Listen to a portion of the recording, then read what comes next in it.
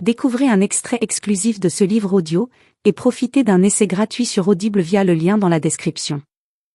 Prologue. Drame à Versailles, une artiste peintre dans un état critique. Le Parisien, 21 juin 2023. L'artiste peintre Alice Sterren, 32 ans, lauréate du prestigieux prix Pierre Cardin en 2016, a été retrouvée grièvement blessée dans la nuit du 19 au 20 juin à son domicile dans le quartier Saint-Louis à Versailles. Les circonstances exactes de l'agression restent à établir. Transportée en urgence à l'hôpital de la Pitié-Salpêtrière, Alice Sterren est toujours dans un état critique.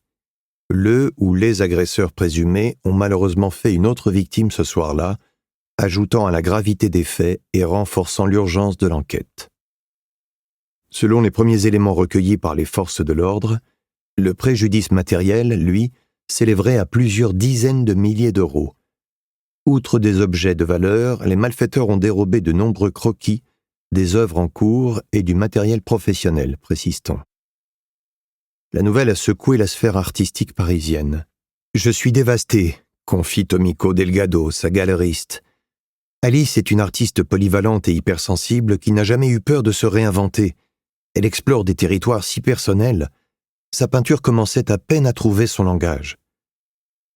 Figure discrète mais respectée de la scène artistique parisienne, Alice Sterren partage sa vie depuis 3 ans avec l'architecte Hugo Le Trevier.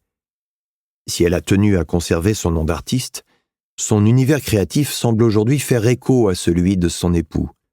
En témoigne Reflets intérieurs, la dernière exposition de l'artiste, qui marque une incursion remarquée dans l'abstraction. Une évolution qui n'a pas manqué de faire jaser le microcosme. Certains y voient l'influence évidente des œuvres architecturales de son célèbre époux, quand d'autres regrettent que la plasticienne s'éloigne de son style personnel. Un virage artistique qui divise, mais qui ne laisse personne indifférent. Sur le plan médical, les nouvelles restent préoccupantes. Madame Sterren a subi un traumatisme crânien sévère compliqué d'une hémorragie cérébrale massive, déclare le professeur Zajac, chef du service de neurochirurgie. Nous avons dû opérer en urgence pour stopper l'hémorragie et réduire l'hypertension intracrânienne. L'opération, qui a duré plusieurs heures, a été qualifiée de particulièrement délicate. Une enquête est en cours pour élucider les circonstances de cette soirée tragique. Vague de violence dans les quartiers huppés, l'inquiétude monte. La semaine de l'Île-de-France, 25 juin 2023.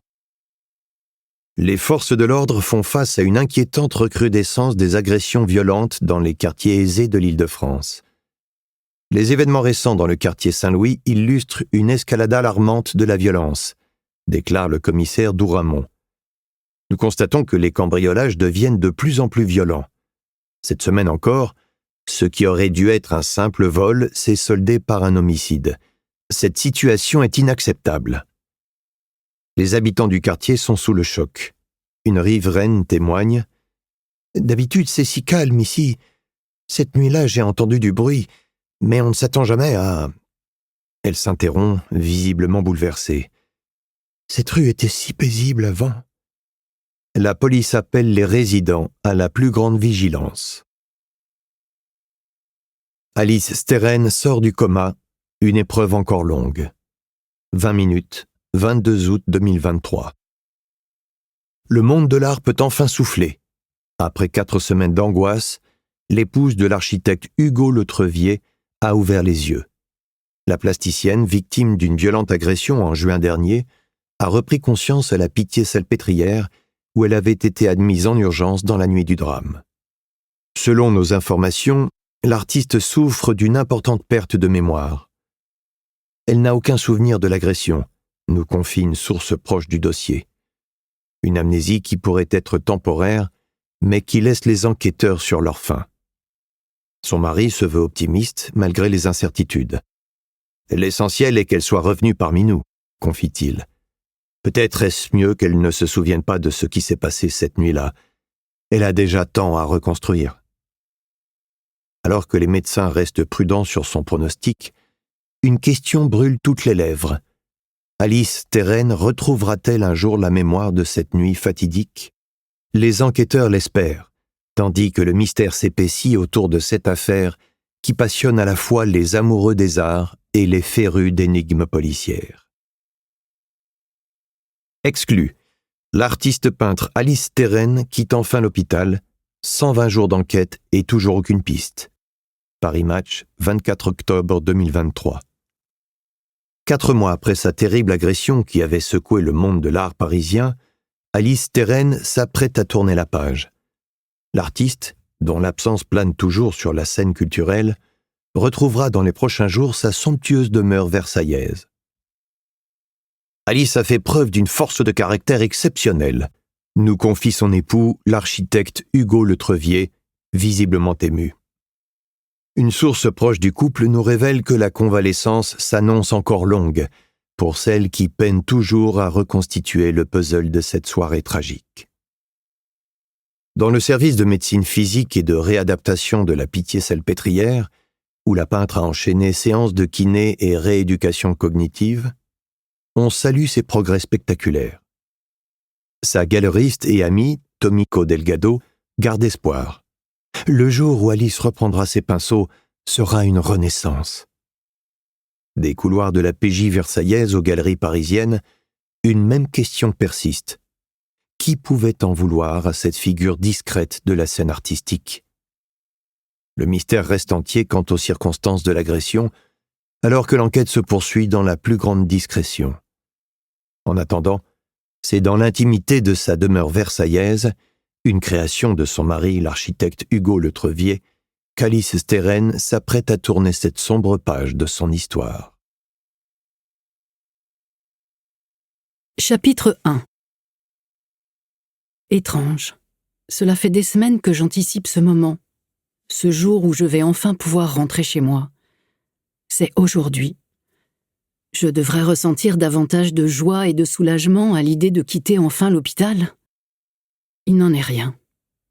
Pourtant, je fais bonne figure et tente d'afficher un sourire de circonstance devant mon mari et ma meilleure amie, Tiffaine. « Tu veux que je t'aide ?» demande Hugo. Je secoue la tête. Une sensation bizarre s'empare de moi tandis que j'enfile les vêtements qu'il m'a apportés. Un jean et un pull qui paraissent appartenir à une autre tant il me semble trop grand pour mon corps amaigri. Je sens le regard d'Hugo sur moi. Il se tient à quelques centimètres à peine, comme s'il voulait s'assurer de pouvoir me rattraper au cas où je perdrais l'équilibre. Cela m'arrive encore. Cette scène me rappelle le jour où j'ai repris conscience. Ce jour-là aussi, il était là, dans ma chambre. Son visage exprimait un mélange de joie et d'incrédulité, et autre chose aussi. De l'inquiétude, je crois. Comme maintenant. Je me penche pour lasser mes chaussures, mais mes mains tremblent, rendant la tâche difficile. Hugo s'approche pour m'aider. « Laisse-la faire », intervient doucement Tiffaine. Mais mon mari, un genou à terre, a déjà saisi mes lacets pour les nouer. J'aurais voulu accomplir ce geste par moi-même. Pourquoi ne le comprend-il pas? Tiffaine, elle, reste en retrait, me laissant faire les choses à mon rythme. Mais Hugo en est incapable. Il faut toujours qu'il prenne les choses en main. Il veut bien faire, mais sa sollicitude m'étouffe. J'ai envie de lui dire de m'attendre dehors, dans le couloir ou ailleurs, que je peux très bien me débrouiller seule. Seulement ce n'est pas vrai. Je me rends bien compte que mes mouvements ne sont pas assurés et que je me déplace avec lenteur. Ma kiné m'a dit que j'avais fait d'immenses progrès et que je ne devais pas me décourager.